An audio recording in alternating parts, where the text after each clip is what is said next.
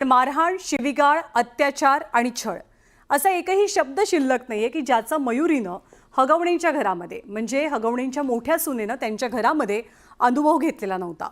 लग्न झाल्यानंतर अवघ्या 6 महिन्यांमध्येच मयुरीला, हगवणींच्या मोठ्या सुनेला त्या कुटुंबानं आपले खरे रंग दाखवायला सुरुवात केली। नणंद करिश्मा हगवणेचा जाच तर दिवसागणिक वाढतच चाललेला। हे प्रकरण समोर आल्यानंतर हगवणे कुटुंबाचे नवनवीन कारनामे आता उजेडात येत आहेत। हे कुटुंब किती दुष्ट, क्रूर आणि अमानुष होतं याची ग्वाही त्यांच्या मोठ्या सुनेनं सुद्धा दिली आहे। वैष्णवीच्या मृत्यूनंतर हगवणेंची मोठी सून मयुरी हगवणे हिनं सुद्धा आपली आपबीती सांगितली। किरकोळ वादावरून माझे दीर, नणंद आणि सासरे येऊन मारायचे। याच्या आधी मी दोनदा म्हणजे याच्या आधी तर मिटवलंय माझ्या घरच्यांनी सुद्धा बसून. तर त्याच्यानंतर पण मी म्हणजे कंप्लेंट दिलेली आहे. पण ते एनसी देऊन नॉर्मल गोष्टी म्हणजे दोघांमध्ये संवाद साधून की घरातली भांडणं आहेत, मिटतील असं पण पोलिसांचं म्हणणं होतं. म्हणून ते दोघांनाही बसवायचे, बोलायचे, सांगायचे.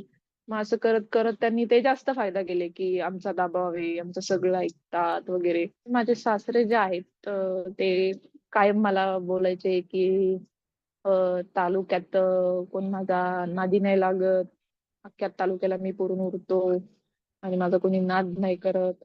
सासू मला नेहमी म्हणायची की माझं कुणी वाकडं करू शकत नाही, तुझ्यावरती जो बाप बसलेला आहे तो म्हणजे माझा भाऊ आहे, असं त्या म्हणायचं कायम.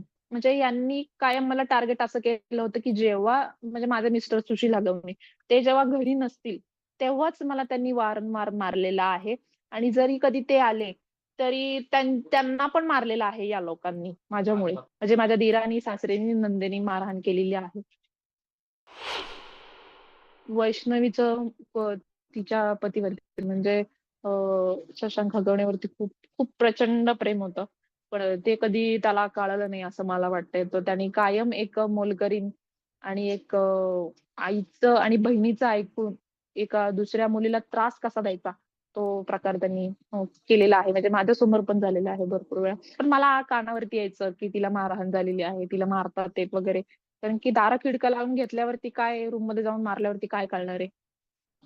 त्याच्यामुळे माझ्या घरच्यांनी मला कायम साथ दिली आहे किंवा माझ्या मिस्टरांनी म्हणा किंवा त्यांनी पण मला साथ दिलेली आहे।